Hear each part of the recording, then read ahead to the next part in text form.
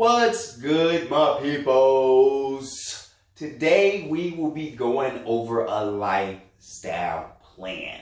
We will be going over a finance lifestyle plan. And the category will be budget, trim, track, and target. So that's what it will be today. Trim, track, and target. That's what we will be going over today as far as the budget. Trim, track, and target. So, if you have a finance lifestyle plan, then you can follow along in the budget, trim, track, and target category. Or if you don't, you can go to lsfit.com. You can get yourself a lifestyle plan and it'll be downloaded to you. And then you can add it to any of your clouds. And you can open it up on any of your media devices and you have it on the go.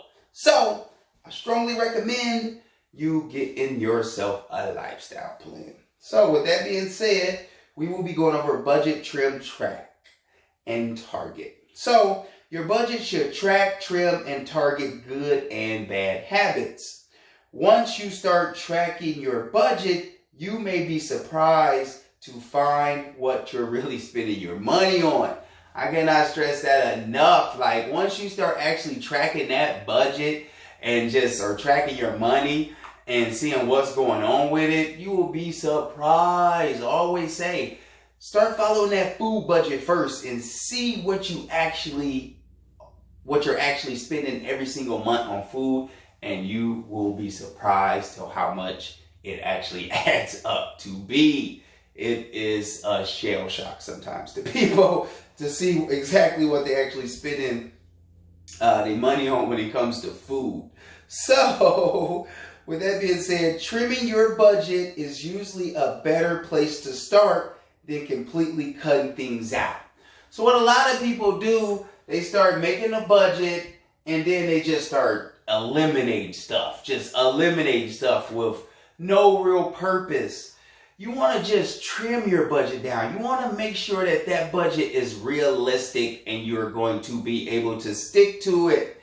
And chances are, if you just throwing stuff out of your budget just to do it, then chances are you're not going to stick to that budget. So you just want to trim some things off and, like I said, make it realistic so you can actually stick to that budget. Because the worst thing you can do is start a budget and then all of a sudden you have some type of goal, some type of target in mind, and then it just go out the window because your budget's not realistic. And then you hate budgets and you're like, I tried a budget, I'm never getting on a budget before, but most likely you didn't do it right.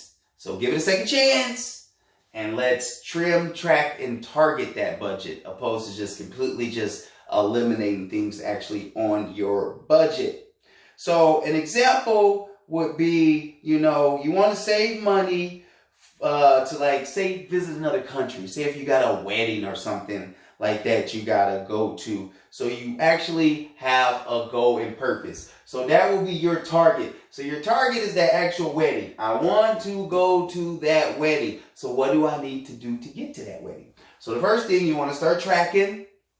Where's my money coming in? Where's my money going out? And then once you start tracking and realizing what you can actually trim off to make it realistic, then you start trimming. And then when you start trimming, you got that goal in mind. Eventually you get to that target. And guess what? You make it to that wedding with no problems, no hiccups, because you was tracking and trimming as you went along, as you felt was best for you.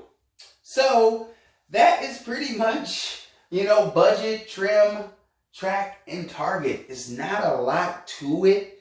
You just want to make sure you are realistic with it. I cannot stress that enough. Because if that budget is not realistic, then the chances is very slim to none that you're going to actually stick to it. So, if you do want tips or if you want a lifestyle plan, then check me out at lsfit.com.